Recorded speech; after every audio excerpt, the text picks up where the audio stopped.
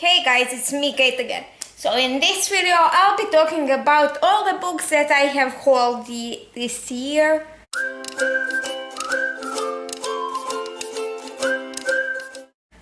And there's a lot of them. So let's begin. First we have Thief by Alexa Riley, which is about Sean and Tessa who meet when Sean is trying to rob the bank. Then we have The Extraordinaries by T.J. Klune, which is about Nick Bell who is fascinated with extraordinaries, who are in this world people who have superpowers.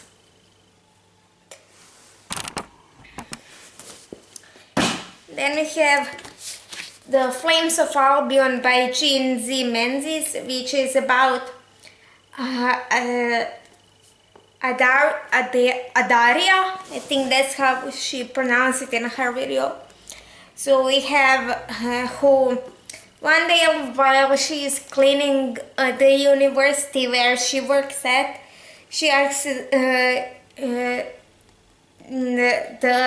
dragon egg, the fossil dragon egg starts to hatch, and things go from there. Then we have Oathbringer Parts 1 and 2 by Brandon Sanderson, which is third book in the Stormlight archive, where we're following war between Aleti and the Parshendi, which started because Parshendi killed Aleti king a few hundred years ago.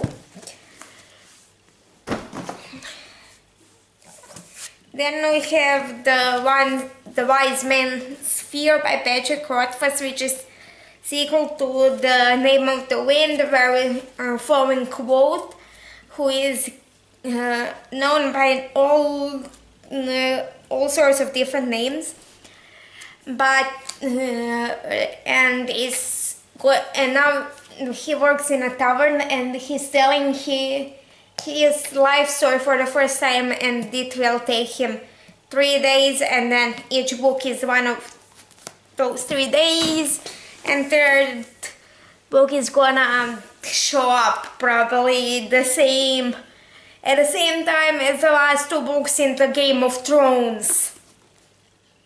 And we have Loki Where Mischief Lies by Mackenzie Lee, where we're following Loki, who is sent to 19th century London to deal with something.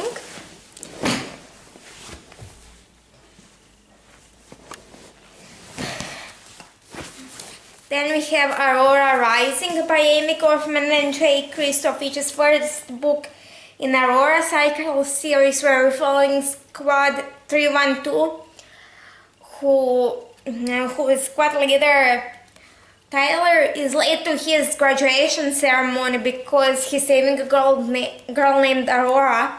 So instead of the best of the best, he ends up with the bottom of the barrel of the academy.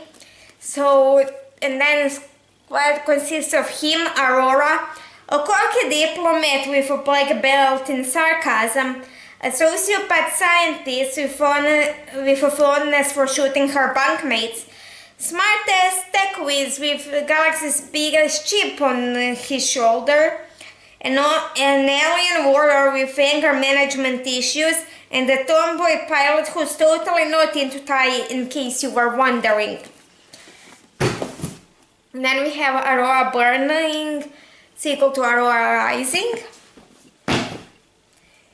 Then we have Child's Play by Danielle Steele, which is about mother who is a lawyer with 3 adult kids, and their secret starts to unravel. Then we have The Time Machine by A.G. Wells, which is following a time traveler whose machine sends him from Victorian England to far future, when he meets Eloy and Morlocks. Then we have A Christmas Carol by Charles Dickens. In these editions, there are two other of his stories, and those are The Chimes and The Haunted Man. In A Christmas Carol specifically, we're following Scrooge, who is visited by ghosts of Christmas present, past and future, and is shown how his actions actually affect the world around him. Then we have All Boys Aren't Blue by George M. Johnson, which is a author's memoir about being black and queer. And what I love about this, there are pictures from author's life. For example, there's a section about his grandmother, and here's a picture of her with a few of her grandkids.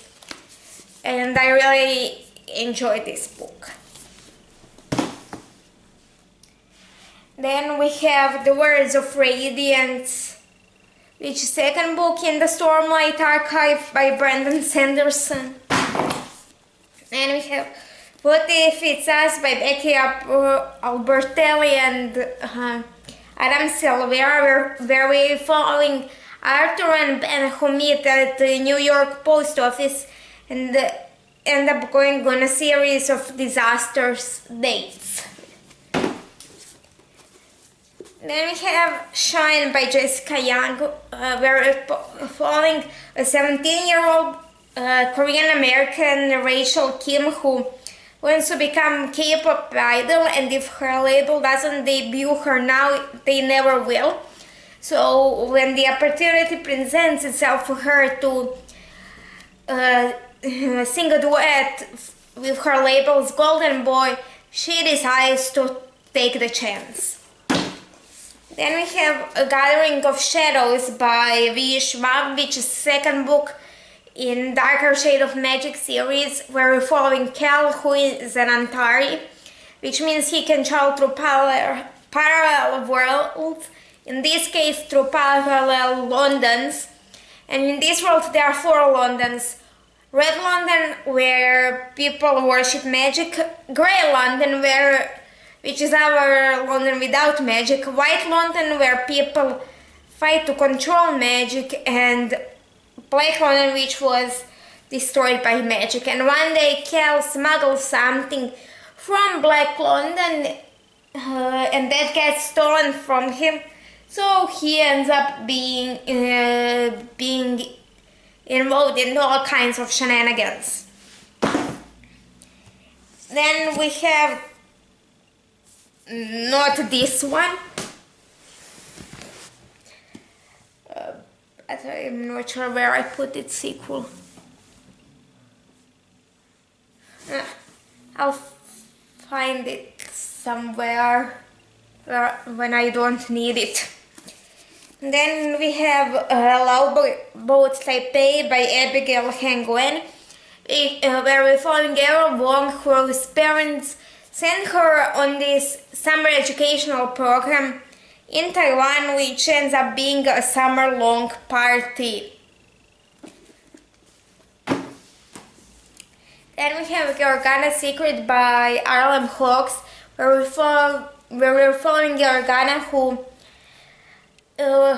lives on her father's ship, and he is disguised as a cabin boy. And one day, a new lieutenant comes and sees George being bullied, and now Organa doesn't know if she needs to hide her identity from him or show who she really is. And then we have Empire of Storms by Sarah J. Maas's 5th book in Throne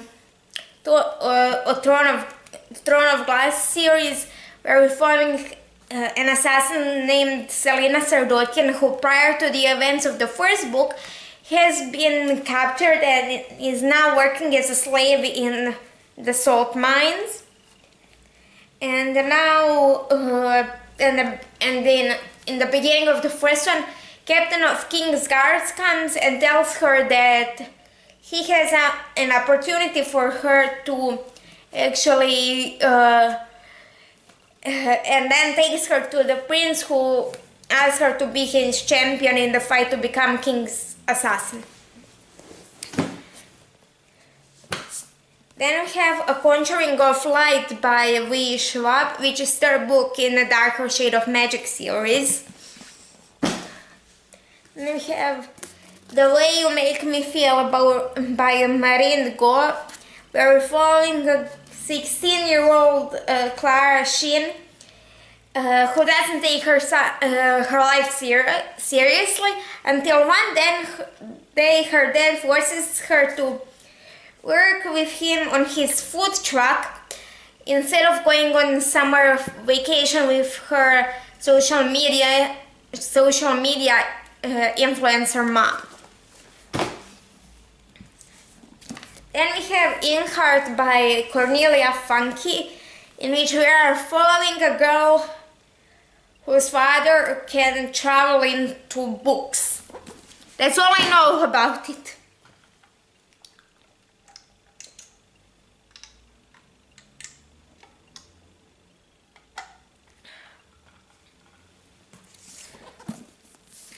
Then we have The War of Storms by Victoria Evie, which is fourth book in Red Queen series, where we are following Tamara Borough, who is a red, and in this world reds don't have magics and silvers do. But one day opportunity presents itself for her to work as a servant at the palace, which would mean that she can actually send money to her family, and when she's doing her job one day, it turns out that she actually does have magic, which gets her involved in this whole political plot line. Then we have A Gentleman's Guide to Getting Lucky by Mackenzie Lee, which is short story collection set in the world of her A Gentleman's Guide to Vice and Virtue, where we're following Monty and Monty, who is just about to go on to his grand tour with his sister and his best friend Percy, who he might or may not be in love with. And this is just short stories set after the first book. Then we have Nevermore, The Trials of Morgan Crow by Jessica Townsend, which is about Morgan Crow, who is cursed and destined to die on her 11th birthday. But one day, this mysterious man, Jupiter North, comes and takes her to the Nevermore when she is invited to join the Wondrous Society. Then we have Princess Will Save You by Sarah Henning. It is following Princess Amarandi, who, after her father dies, is given an ultimatum: marry the leader of the neighboring kingdom or lose her crown and possibly her life. And then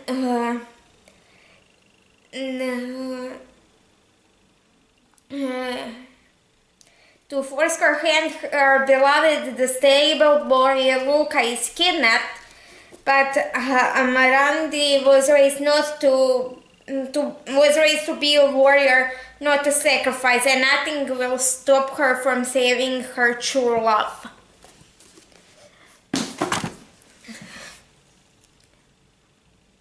Oh, here. I'm sorry, I'm gonna talk about this whole series together, so I don't need to like talk about second and third book and then later on about the first book. So I know it's to do it in order. So we have Witch Blood by Elisa Casey, which is first book in Kitsune Chronicles, where we're following Sebastian, who is Kitsune, which is Japanese nine-tailed fox spirit. And something happened a year ago, we get that in the prologue.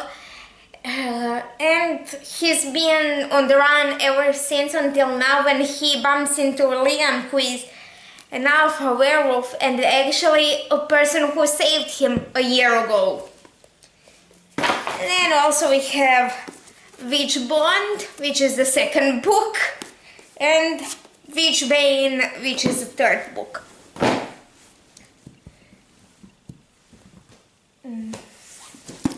Then we have Felix Ever After by Canson Calendar, which is about a trans boy named Felix who thinks he's one marginalization too many, because he's a black, queer and transgender, and one day at school he starts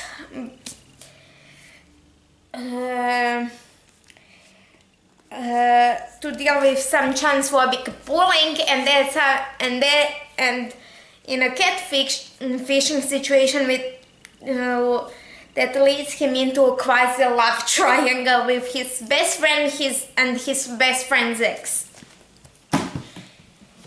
Then we have We Free the Stars by Hafsa Faisal, which is equal to We Hunt the Flame by the same author. We're following Zafira, who is the hunter, but no one knows she's a woman. And every day she goes into this forest from which nobody except for her has came back from, to hunt for her religion. And we're also following Prince Nasir, who is the crown prince and also is known as Prince of Death because he serves as an assassin to the Sultan, his father. And one day the opportunity presents itself for two of them to go onto this island behind this magical forest to retrieve a magical artifact.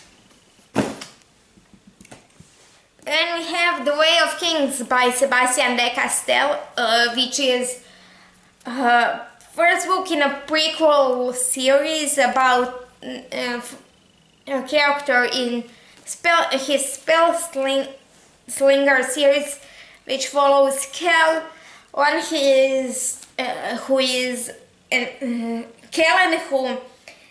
just about to take his mage's trial, but his magic starts failing, and so he decides to cheat. And this one is following his mentor, Argosy mentor Farius. And then we have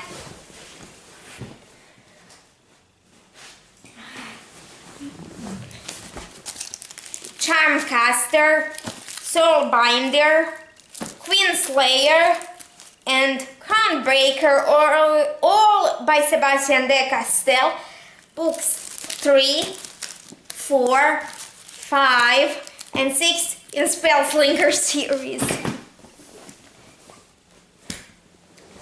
Then we have A Court of Silver Flames by Sarah J. Maas, fourth book in A Court of Thorns and Roses series, where we're following Farah, who, while hunting for her family, one day accidentally kills a fey wolf whose bosun comes and takes her to his court. And in this particular one, we're actually following her sister Nessa as she deals with the things that happen in the end of the book 3. Then we have Harry Potter and Half-Blood Prince, a sixth book in the Harry Potter series, in which we are following a boy called Harry Potter, who on his 11th birthday finds out he's a wizard and then goes to Hogwarts, the wizarding school for witchcraft and wizardry. Then we have Harry Potter and Deathly Hallows, the 7th book in that series. Then we have A Sprinkle of Sorcery and the Tangle of Spells, 2nd and 3rd book in A Pinch of Magic series, where we are following three sisters, Charlie, Betty and Phyllis, whose family is cursed, so the women of the family can't actually leave the island they live on. And that doesn't sit well with the middle sister Betty, who just wants to go on to an adventure. So they decide to go and break the curse. Then we have On These Black Sands by Vanessa Rasaman, which is about an Elfie who is an heir to the council. And the council is this group of women who actually run this town. And we also have Captain Declan McCallan, who is a pirate who needs her help to retrieve this dagger on the cover. And stuff goes from there. Then we have Serpent and Dove by Shelby McHourin, which is a story about a witch and witch hunter who are forced to marry. You can think all kinds about. You can only imagine all sorts of stuff that can happen from that arrangement. Then we have House of Words and Blood by Sarah J. Maas, first book in the Crescent City series. In this one we're following Bryce, whose best friend has been killed 2 years ago, along with her entire pack, and now somebody is killing people all the same way again. But the thing is, the supposed killer of her best friend has been caught and in prison the whole time. So basically the police force of this world asks Queen if she can help them and assign her bodyguard in form of Hunt, who is a fallen angel. And stuff grows from there. And the last book, but not the least, is The Veil of Ascension by Brandon Sanderson, book 2 in the Mistborn series, in which we are following a group of people, but primarily Kelsia and Wynne. Kelsia is trying to compile a group of people who will help him overthrow the final empire, and he's taking the Alimancers, who in this world are people who inject metals. And one day he and Wynne meet, and they're both Mistborns, which means that instead of only one metal, they can ingest all of them. That's it for this video. If you liked it, like, share and subscribe. Down below you have my social media and my email, and I'll see you in the next one.